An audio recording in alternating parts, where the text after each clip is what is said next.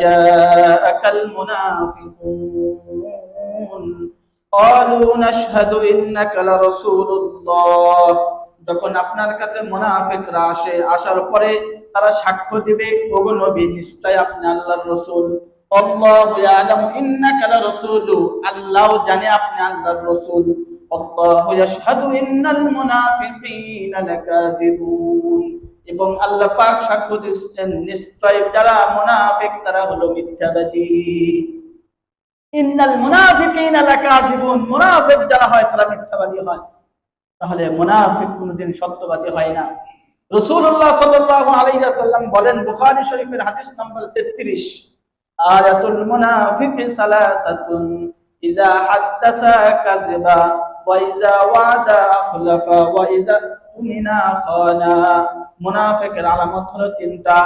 এক নম্বর যখন কথা বলে মিথ্যা কথা বলে, দুই নম্বর আমানতের খেয়ানত করে, তিন নম্বর যখন সে কোনো প্রতিশ্রুতি দেয় প্রতিশ্রুতি ভঙ্গ করে। তিনটা আলামত মুনাফিকের। তাহলে আমরা জানলাম মুনাফিকের আলামত তিনটার মধ্যে একটা মিথ্যা বলা। সে মিথ্যা বলবে।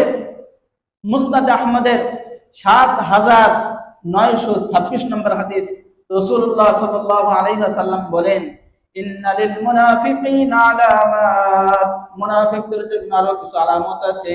ইয়ারাফুনা বিহা তাহিয়াতুহুম আল-লানা, এক নম্বর তাদের অভিবাদন হয় হলো গজব, লানা। তথা আমরা মানুষকে দেখলে কি করি?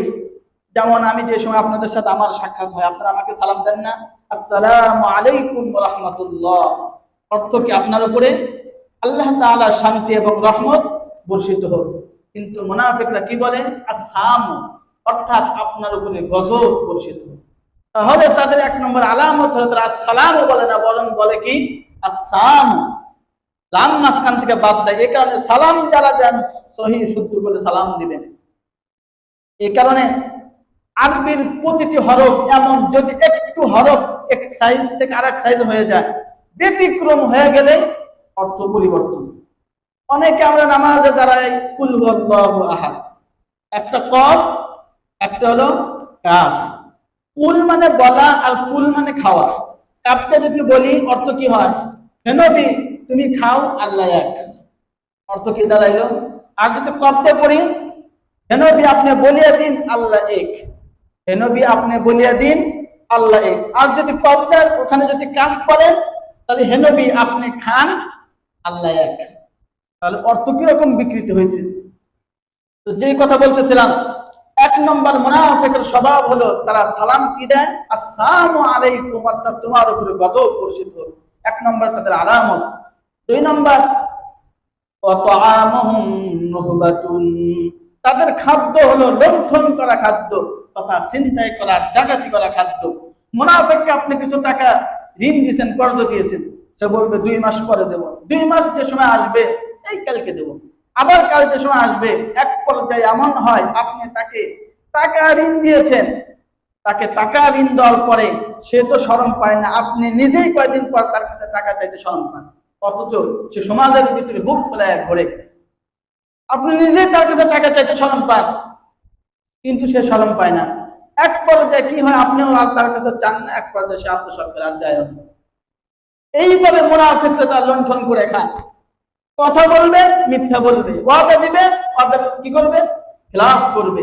আমানতের কিছু জিনিস তার কাছে দিবেন, আমানতের খিয়ানত করবে। এরপরে রাসূলুল্লাহ সাল্লাল্লাহু আলাইহি ওয়াসাল্লাম বলেন, ওয়ালা ইয়াকরাবুনাল মাসাজিদা ইল্লা হিজরান ওয়ালাস সালাতা ইল্লা দুবরা, তারা মসজিদের কাছেও আসে না, তবে মানুষের কথা থেকে বাঁচার জন্য মসজিদে আসে। যদি হজ করে আসি, নামাজ যদি না পড়ি, তাহলে মানুষ আমাকে কি বলবে? মুরব্বী হয়ে গেছি, মেয়ে বিয়ে দিয়েছি, ছেলে বিবাহ করাচ্ছি, তাহলে এখন যদি মসজিদে না যাই তাহলে মানুষ আমাকে কি বলবে? এই মানুষের কথা থেকে বাঁচার জন্য মসজিদে আসে।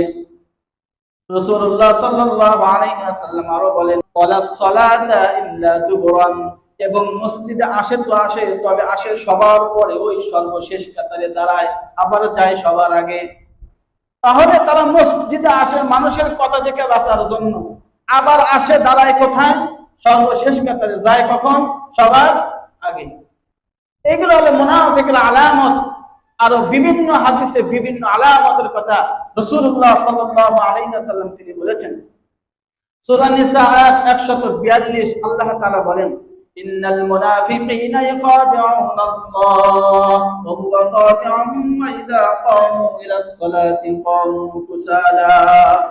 যারা মুনাফিক আছে তারা মনে করে আমরা আল্লাহকে ধোঁকা দিলাম, অথচ তারা আল্লাহকে ধোঁকা দেয় না, বরং তারা নিজেরাই নিজেদেরকে ধোঁকা দেয়। ওয়া ইযা কামু ইলাস সালাত, যখন তারা নামাজের ভিতরে দাঁড়ায়, কামু কুসালা, অলসতা নিয়ে, অসুস্থি নিয়ে নামাজে দাঁড়ায়। নামাজে দাঁড়াবে, খেয়াল করেন, নামাজে দাঁড়ানোর পর কি বলবে? এরকম কোন মনোযোগ নাই, কেন চুলকাইবে, এভাবে চুলকাইবে, মাথার টুপি ঘুরাইবে, নামাজের ভিতর একেবারে উদাসীন অলস, এমন যেন মানুষের কথা থেকে বাঁচার জন্য সেখানে দাঁড়াইছে। নামাজ না পড়লে কেমন হয়? তো এই যে একটা অস্বস্তি, ক্লান্তি বোধ নিয়ে নামাজের ভিতরে দাঁড়ায়, শুধু মানুষ দেখানোর জন্য।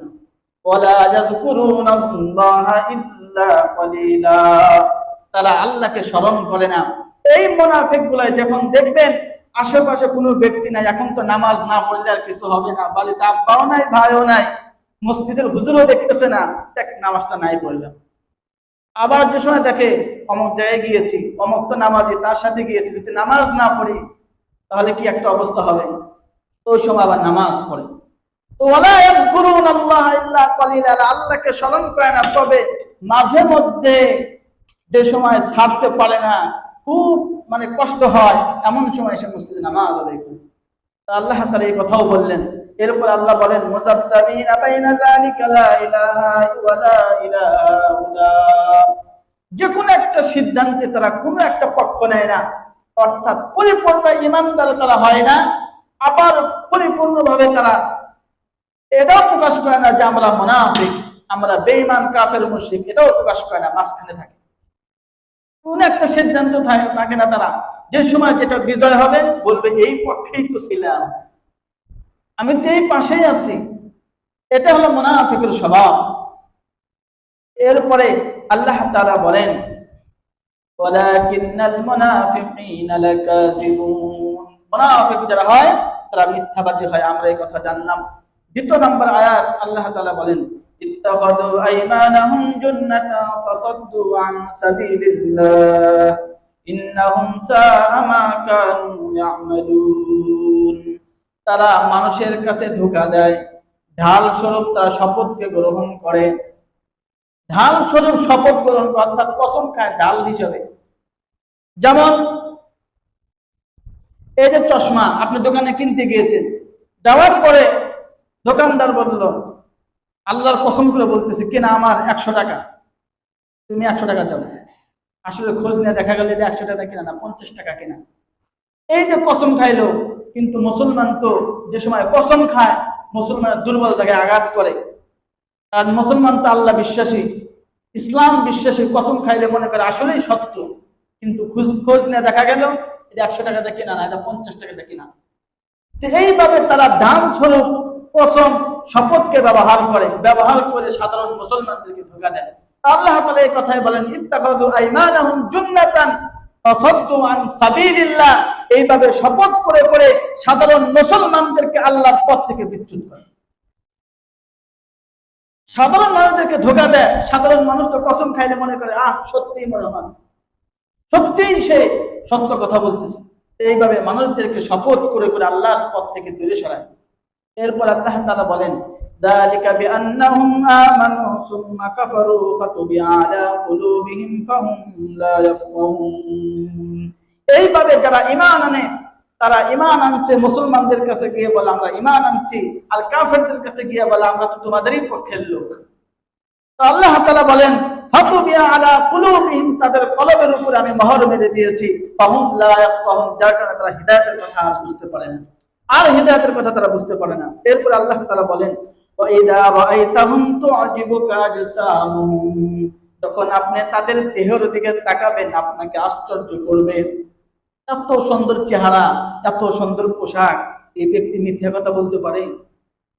আপনাকে আশ্চর্য করবে। ওয়াইদা রাআইতাহুম তু'জিবুকা আজসামুহুম, তাদের দেহ আপনাকে আশ্চর্য করে উঠাইবে।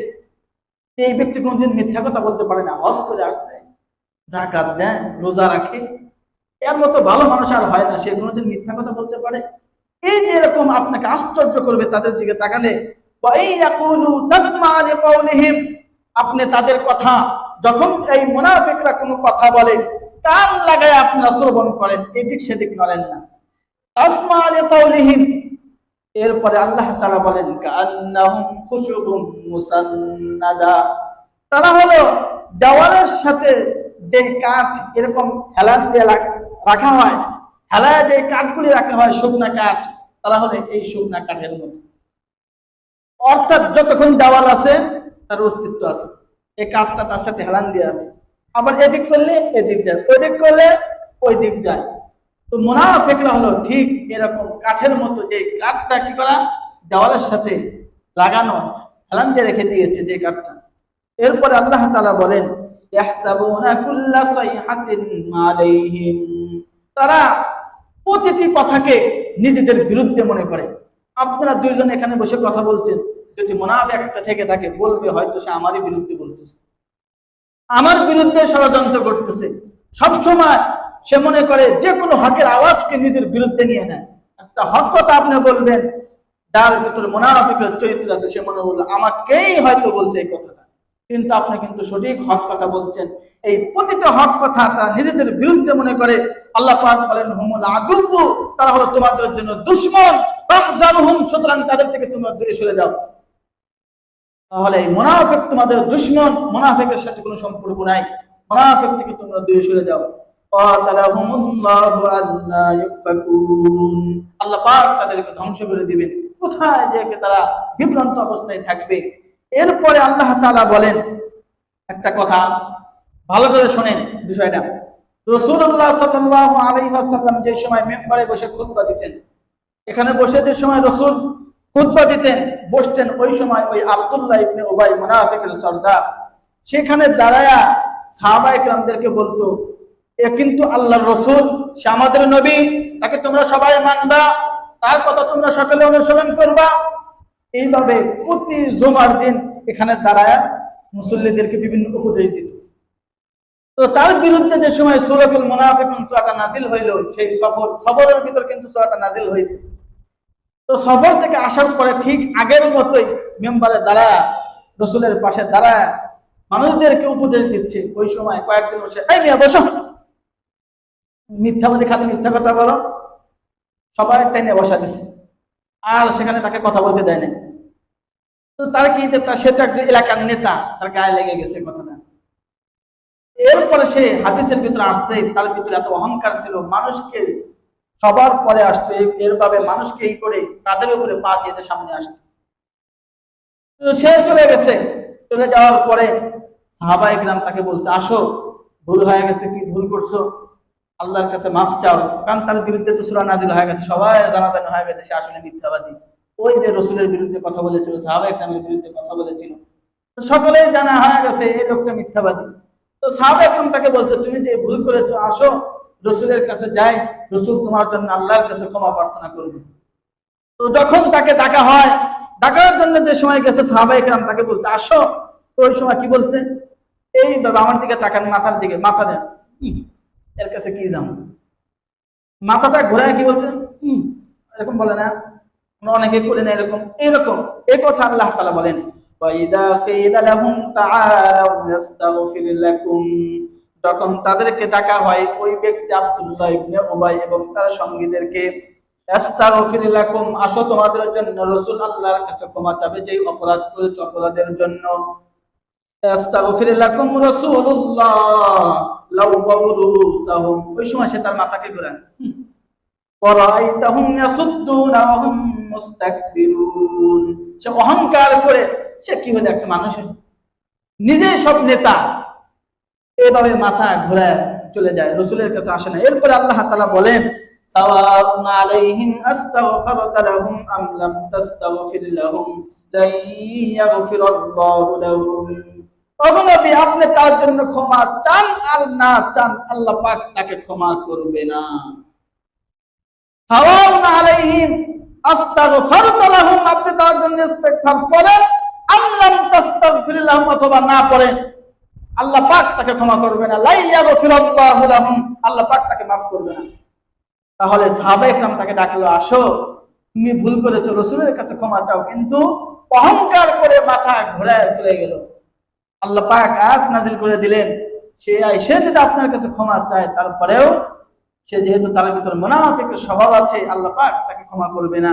লা ইয়াগফিরুল্লাহু লাহুম ইন্নাল্লাহা লা ইয়াহদিল কওমাল ফাসিকিন, ফাসিকরা কোনদিন হেদায়েত প্রাপ্ত হয় না। এরপর আল্লাহ তাআলা বলেন, ওই আগের কথায় যে শুরুতে বলেছিলাম, হুমুল্লাযীনা ইয়াকুলুনা লা তুনফিকু আলা মান ইনদা রাসূলিল্লাহ, ওই মুনাফিকরা বলেছিল যে তোমরা মদিনায় যাওয়ার পরে কি করবা, টাকা পয়সা দেওয়া ছেড়ে দিবা, দেখবা সাহাবায়ে কেরাম রাসূল থেকে এমনি চলে যাবে। এই কথা আল্লাহ তাআলা বলতেছে। তারা বলেছিল, হুমুল্লাযীনা ইয়াকুলুনা লা তুনফিকু আলা মান ইনদা রাসূলিল্লাহি হাত্তা ইয়ানফাদু, এমনি দেখবা রাসূল থেকে তারা ছেড়ে চলে গেছে। এরপর আল্লাহ বলেন, ওয়ালিল্লাহি খাযাইনুস সামাওয়াতি ওয়াল আরদি ওয়ালাকিন্নাল মুনাফিকিনা লা ইয়াফকাহুন, সমস্ত খাজানা আসমান জমিনের ভিতর সমস্ত ধন ভান্ডারের মালিক হলেন আল্লাহ। আল্লাহ যদি আনসারদেরকে না দিত, তাহলে কি আনসাররা মুহাজিরকে সাহায্য করতে পারতো? তাদের ধন সম্পদ, টাকা পয়সা, ব্যাংক ব্যালেন্স যা কিছু দিয়েছে সব তো কে দিয়েছে? আল্লাহ তাআলা দিয়েছে। সুতরাং আল্লাহ তাআলার এই সম্পত্তি দিয়েই তারা আনসার, তারা মুহাজিরদেরকে সাহায্য করেছে। সাহায্য করার কারণে তো তারা আনসার হয়েছে। আজকে তারা ঘোষণা দিচ্ছে যে তোমরা রাসূলের জন্য আর কিছু খরচ করিও না, দেখবা এমনিতেই তারা সাহাবায়ে কেরাম তারা মদিনা ছেড়ে চলে যাবে।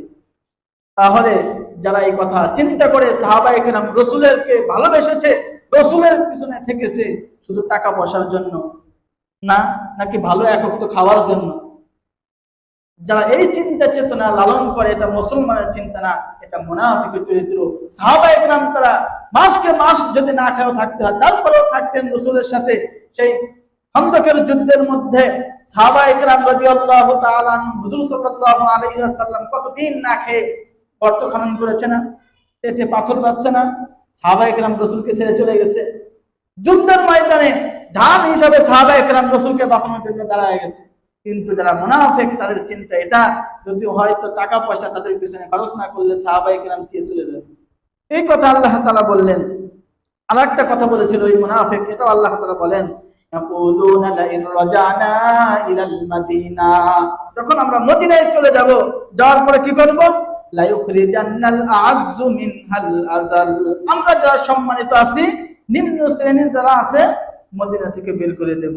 এরপর আল্লাহ তাআলা বলেন, ওয়ালিল্লাহিল ইজ্জাতু ওয়া লিরাসূলিহি ওয়া লিল মুমিনিন, সমস্ত সম্মান কার জন্য? একমাত্র আল্লাহ এবং রাসূলের জন্য। ওয়ালিল মুমিনিন, এবং যারা ঈমানদার তাদের জন্য। ওয়ালাকিন্নাল মুনাফিকিনা লা ইয়াফকাহুন, কিন্তু যারা মুনাফিক তারা এটা বোঝে না। মুনাফিকরা মনে করে আমরাই সম্মানিত, কারণ তারা তো কোনো সময় ফিতনার ভিতর পড়ে না, এই দিক থেকেও সমান, ওই দিক থেকেও মাঝখান থেকে ভালো থাকে, আর কুলু বাজায়, মারামারি বাজায়া দেয়। এই কারণে সমস্ত সম্মান হলো আল্লাহর, আল্লাহ এবং রাসূলের এবং ঈমানদার মুনাফিকদের জন্য কি নাই? সম্মান নেই। কিন্তু এই মুনাফিকরা এটা বোঝে না। এতটুকু ছিল মুনাফিকদের সম্পর্কে আলোচনা।